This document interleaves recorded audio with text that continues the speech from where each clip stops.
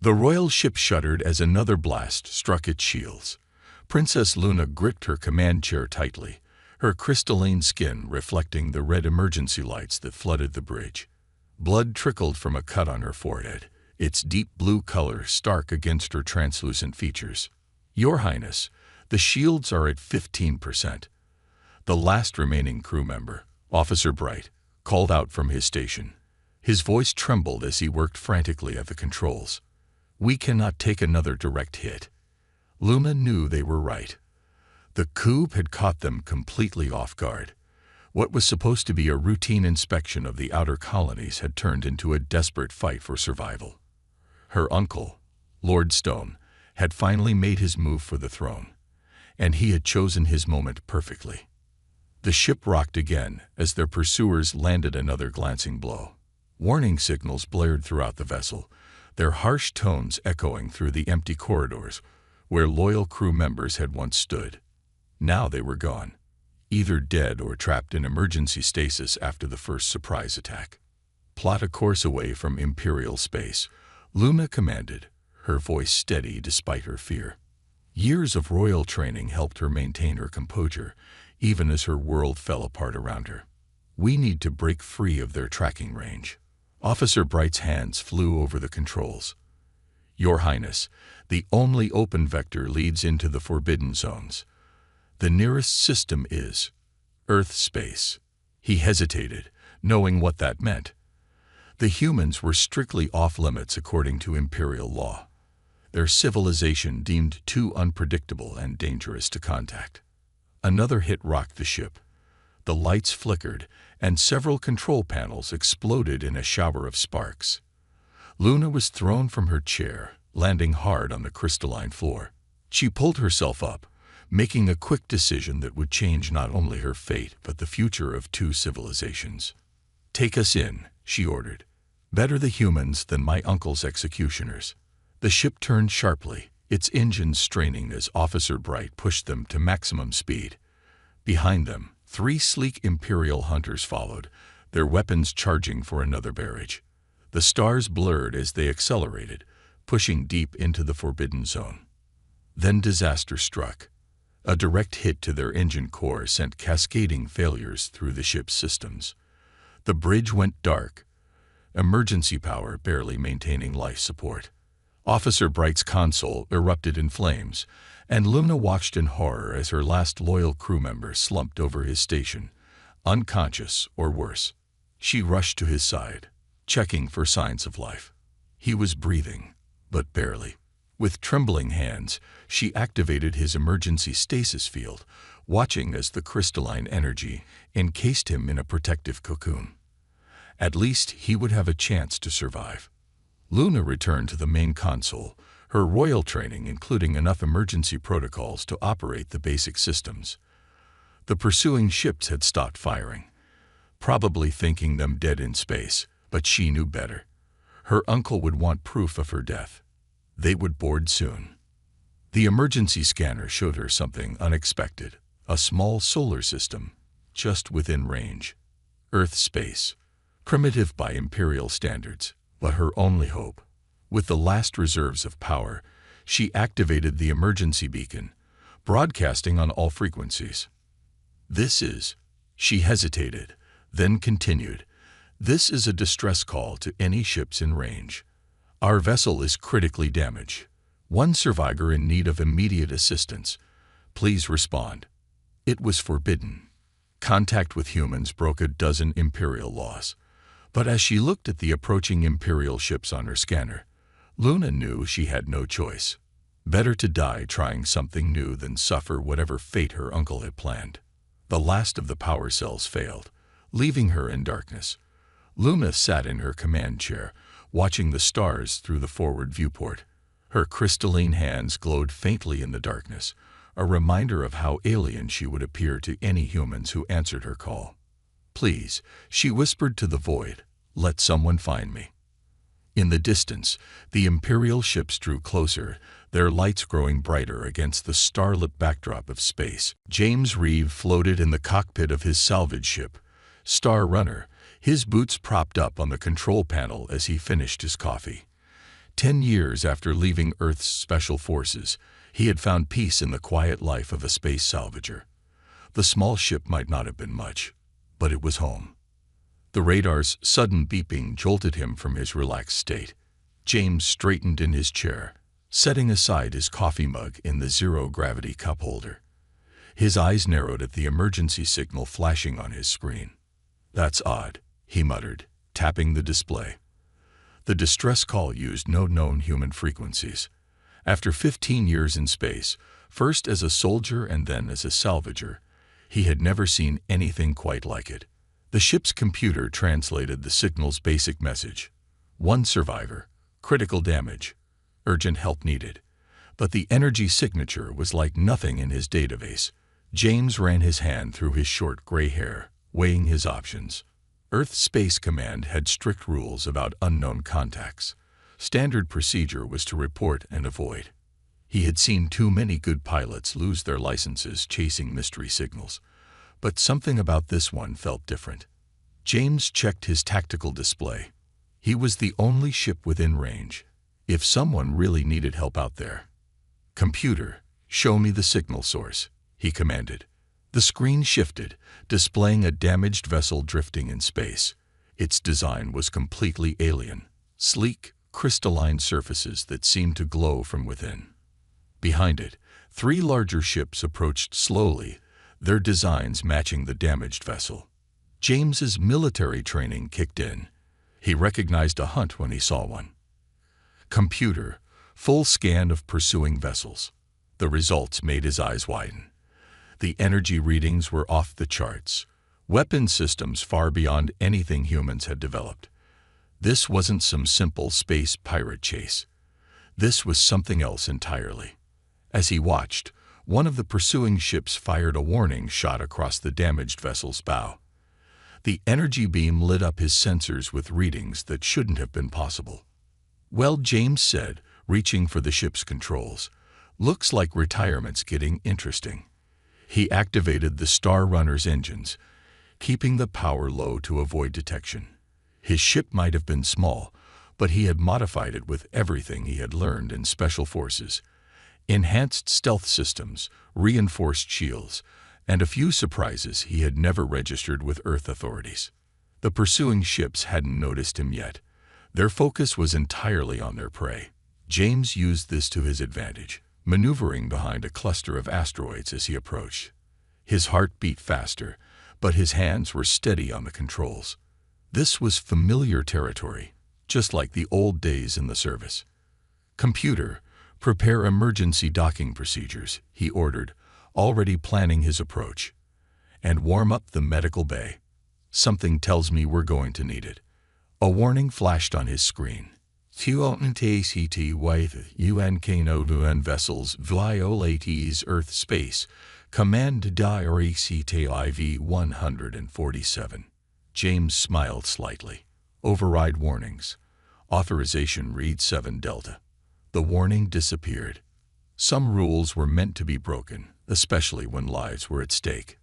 He reached under his seat and pulled out his old combat suit. The black armor still fit perfectly, its systems coming online as he sealed the helmet. If this turned into a rescue mission, he wanted to be ready for anything. The pursuing ships were closing in on their target. Soon, they would be in boarding range. James checked his weapons, made sure his ship's systems were ready, and took a deep breath.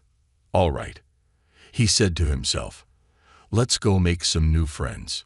Star Runner's engines hummed to life as James pushed them to full power.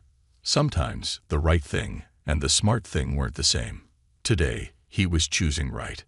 Ahead of him, the alien ships loomed larger in his viewport, unaware that a human warrior was about to change everything. James Reed's Star Runner shot through space like a bullet. The 3 alien ships were so focused on their target that they didn't notice him until it was too late.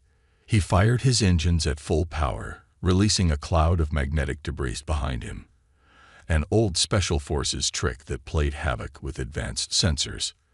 "Let's see how you like flying blind," he muttered, watching as the pursuing ships' formations broke apart, their sensors scrambled by the magnetic cloud. Their crystal-like hulls glowed with angry red energy as they tried to target him. The damaged ship lay ahead, its once beautiful form now scared by weapon fire. James guided his vessel toward it, dodging energy beams from the confused pursuers. His smaller ship's size was an advantage. He could move faster, turn sharper, and slip through gaps the larger ships couldn't follow. "Computer, scan for life signs," he ordered, bringing Star Runner alongside the damaged vessel. The scan showed one life form on the bridge, but its readings were unlike anything he had seen before. A blast from one of the pursuing ships rocked his ship. James gritted his teeth, activating his emergency shields. "Computer, begin docking sequence, and give me ship-to-ship communications." He took a deep breath and spoke clearly. "Damaged vessel, this is James Reed of the Star Runner.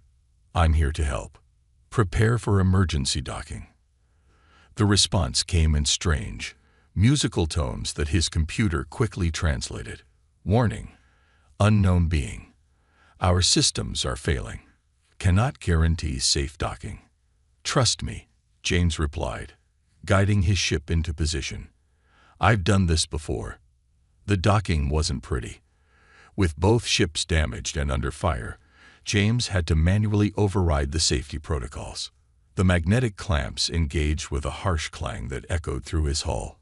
Warning lights flashed across his console as the emergency airlock sealed between the two ships. James checked his combat suit's seals one last time. "Computer, maintain evasive maneuvers. Authorization read 7 Delta." The Star Runner's automated systems would keep them moving, making them harder to hit. He moved quickly through his ship to the emergency airlock. The door opened with a hiss of pressurized air, revealing the twisted metal corridor connecting to the alien vessel. Through the transparent sections, he could see the crystalline architecture of the other ship, beautiful despite the damage. Another hit rocked both ships. James stumbled but kept moving forward.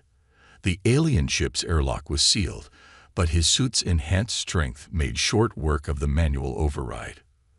The door slid open, revealing a corridor lit by faint, pulsing crystals. "Hello," he called out, his suit translating his words. "I'm here to help." He found the bridge quickly, following the emergency lighting. What he saw there made him stop in his tracks. A figure sat in the command chair, unlike any alien he had imagined. She appeared to be made of living crystal, her form elegant and almost human-like, but with skin that caught and reflected light like diamonds. She was injured. Blue liquid that must have been blood trickled from a wound on her forehead. "Stay back," she warned, holding what looked like a weapon. Despite her injury, her voice was steady. James raised his hand slowly. "I'm here to help," he repeated. "Those ships out there, they're still coming. We need to leave now." Another blast rocked the ship. The alien woman, clearly some kind of royalty based on her bearing, nearly fell. James moved quickly, catching her before she hit the deck. To his surprise, she felt warm to the touch, despite her crystalline appearance. "There's no time," he said urgently. "My ship is ready. We can save one other person from stasis, but we have to go now." She looked at him, her crystal eyes seeming to pierce right through his helmet's visor. Then she nodded, lowering her weapon. "Officer Bright," she said, pointing to a crystalline cocoon near the destroyed control panel. "We cannot leave him." James nodded. "I'll carry him. Can you walk?" "I am Princess Luna of the Crystal Empire," she said, standing despite her obvious pain. "I can walk." Together, they moved quickly through the failing ship, James carrying the stasis pod, while Luna limped beside him. Behind them, the pursuing ships were closing in again, their weapons charging for what would surely be a killing blow. The race back to Star Runner had begun. Star Runner's medical bay hummed quietly as James treated Luna's wounds. The princess sat still on the examination table, watching with fascination as he used the ship's basic medical scanner to check her injuries. Officer Bright's stasis pod rested safely in the corner, its crystal surface pulsing with a steady blue light. "Your technology," Luna said, wincing slightly as James cleaned the cut on her forehead. "It's different from what we were taught about humans. We thought your species was primitive." James smiled as he applied the healing gel. "We get that a lot. Humans might not have crystal ships or energy weapons, but we're pretty good at making do with what we have." He checked the scanner again. "Your body structure is amazing. The crystal isn't just your skin, it's part of you." Luna nodded, her crystalline features catching the light. "My people evolved from crystal formations that gained consciousness. We learned to move, to think, to feel." She paused, studying James's face. "You're not afraid of me." "Should I be?" James asked, putting away the medical supplies. "You're not the strangest thing I've seen in space, though you might be the most interesting." A small smile crossed Luna's face, but it quickly faded. "My uncle, Lord Stone, he planned this coup for years. I never saw it coming. So many loyal people died protecting me." She looked at Officer Bright's stasis pod. "And now I'm here, breaking our most sacred law by making contact with humans." James pulled up a chair and sat across from her. "Tell me about it. What's happening in your empire?" Luna's story poured out. She told him about the Crystal Empire's rigid social structure, about how her uncle had always opposed her father's plans for reforms. Lord Stone believed in isolation and strength through purity. The idea of opening relations with other species, especially humans, had driven him to act. "The coup wasn't just about power," Luna explained. "It was about stopping change. My father disappeared 3 days ago. My uncle's forces struck soon after." Her crystal hands clenched. "I was touring the outer colonies. They thought I would be an easy target." James listened carefully, his military mind already analyzing the situation. "Your uncle underestimated you. And from what I saw of those ships, he underestimated humans too." "How did you do it?" Luna asked. "Your ship is smaller, less advanced, yet you evaded their best hunters." "Human ingenuity," James said with a slight grin. "We're good at improvising. Those magnetic particles I released, originally designed for cleaning space debris, works pretty well against fancy sensors too." Luna stood up, walking to the medical bay's window. Stars streaked by as Star Runner continued its evasive course. "All my life, I was taught that humans were dangerous because they were unpredictable. Now I see that's your strength." James joined her at the window. "Being predictable makes you easy to beat. Sometimes the best move is the one nobody expects." Luna turned to face him. Up close, James could see the complex patterns within her crystal form, like countless stars suspended in clear space. "Will you help me?" she asked. "I have no right to ask, but I need to get back. My people need me." Going up against an empire with just one small ship, James pretended to think about it. Impossible odds, deadly enemies, certain doom. He smiled. "Sounds like fun." For the first time since her rescue, Luna laughed. The sound was like chimes in the wind. The stories were right about one thing. Humans are quite mad. "Mad enough to save a crystal princess," James agreed. "Now let's figure out how to save your empire." As they began to plan, Luna found herself watching this strange human who had risked everything to save her. Perhaps, she thought, her father had been right. Perhaps it was time for the Crystal Empire to change. Behind them, Officer Bright's stasis pod continued its quiet pulse, marking time as two very different beings began to bridge the gap between their worlds. 3 Imperial ships coming out of light speed. Luna called from her position at Star Runner Sensor Station. She had learned the human ship systems surprisingly quickly. "They're trying to box us in." James's hands flew across the controls, sending the ship into a tight spiral. "They're persistent, I'll give them that." The ship shuddered as an energy beam passed close by. "Any chance those are friendly forces?" Luna checked the energy signatures. "No. Those are my uncle's elite hunters. They won't stop until—" She paused, her crystal features darkening. "Until they confirm my death." "Well then," James said, pulling the ship into a steep dive toward a nearby asteroid field. "Let's keep disappointing them." The last 2 days had been a constant game of cat and mouse. Every time they thought they'd lost their pursuers, more Imperial ships would appear. Lord Stone was using every resource to hunt down his niece. Luna watched James guide the ship between massive rocks with impossible precision. Her people had always avoided asteroid fields, considering them too dangerous to navigate. But James seemed to treat the deadly obstacles like an advantage. "How are you doing this?" she asked, gripping her seat as they narrowly missed another collision. James grinned. "Old smuggler's trick. Big ships can't follow us in here. Their fancy targeting systems get confused by all the rock surfaces." He looked at her. "Want to learn?" Luna blinked in surprise. "You would teach me?" "Why not? Come here." He gestured to the co-pilot's seat. "Your technology might be more advanced, but sometimes the old ways work better." Luna moved to sit beside him, placing her crystalline hands on the secondary controls.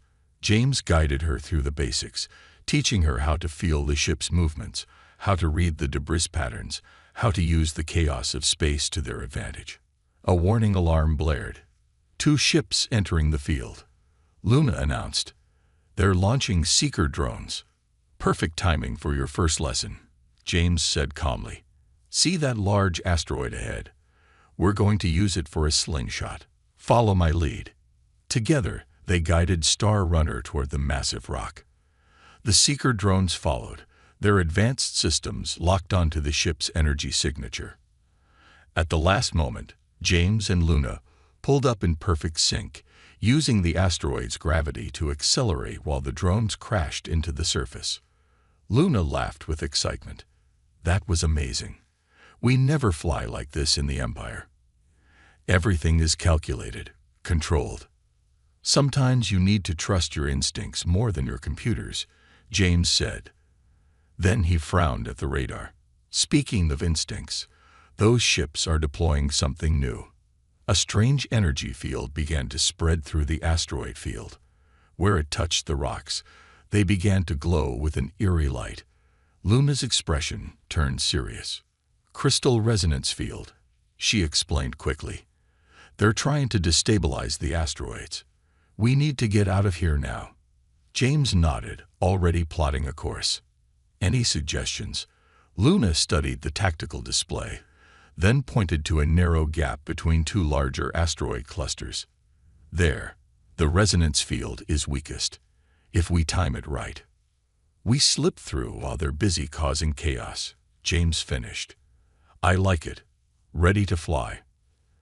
They worked in sync, human and Crystal Princess, guiding their small ship through the disintegrating asteroid field. Behind them, the Imperial ship's weapon had backfired. The destabilized asteroids were creating a chain reaction that forced them to retreat.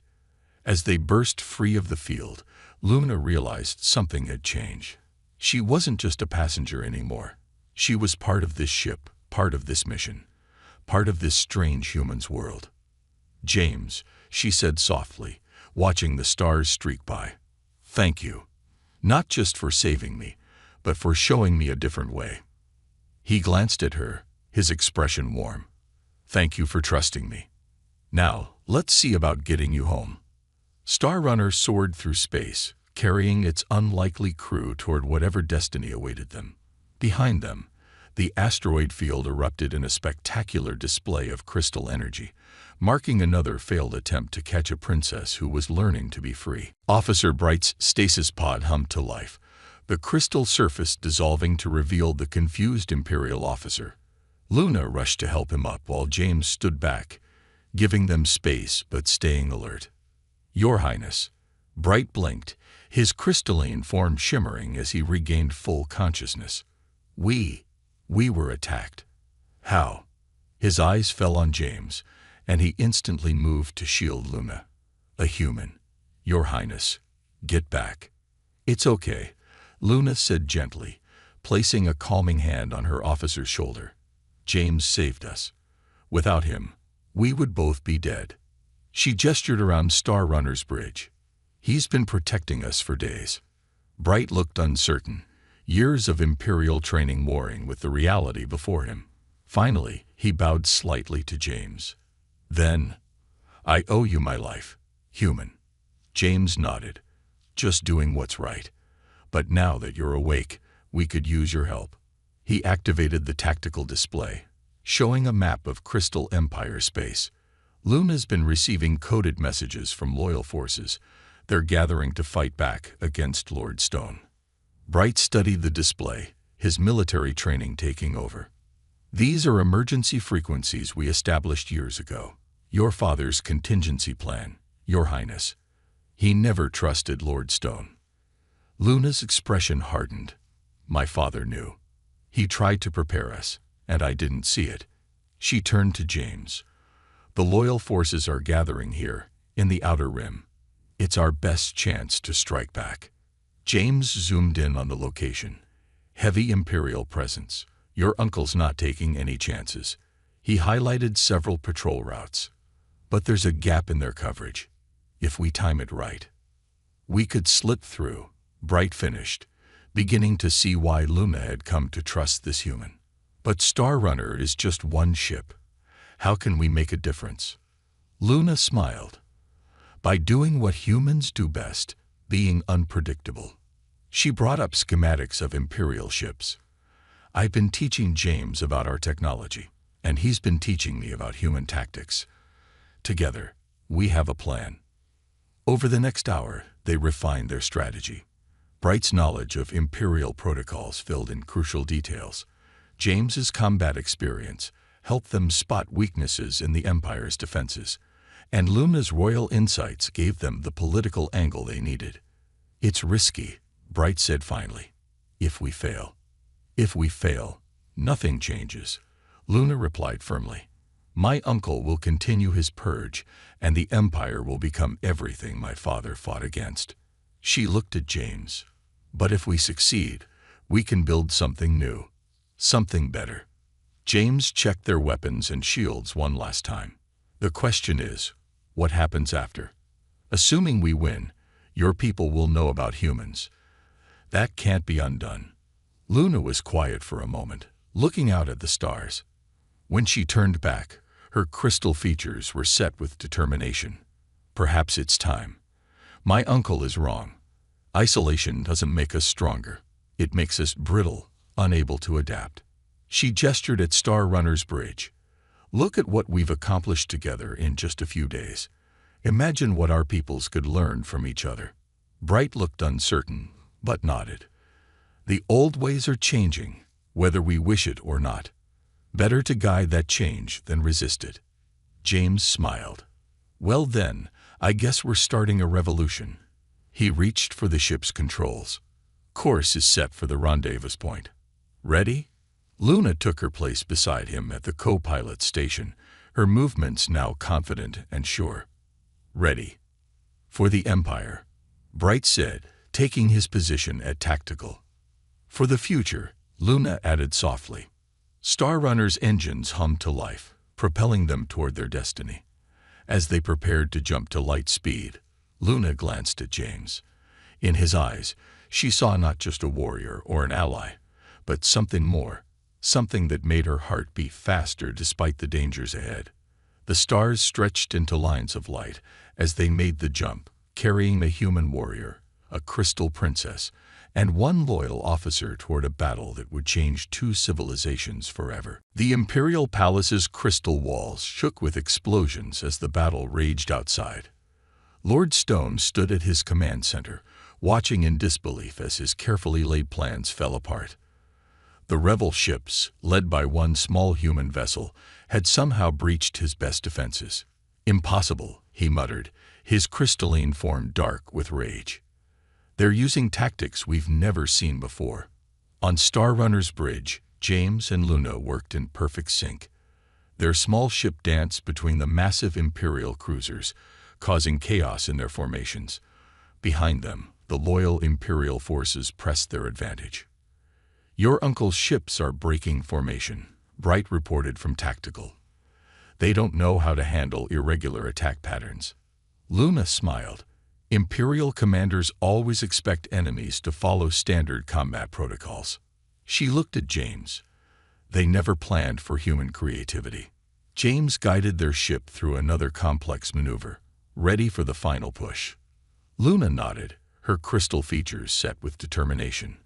The palace shields are weakening. This is our chance. Star Runner dove toward the palace, leading a squadron of loyal ships. James's unorthodox tactics had inspired the Imperial pilots, teaching them to think beyond their rigid training. Now they flew like humans, unpredictable, adaptable, free. Lord Stone's voice boomed across all channels. You dare bring human filth into our sacred halls. You betray everything we are.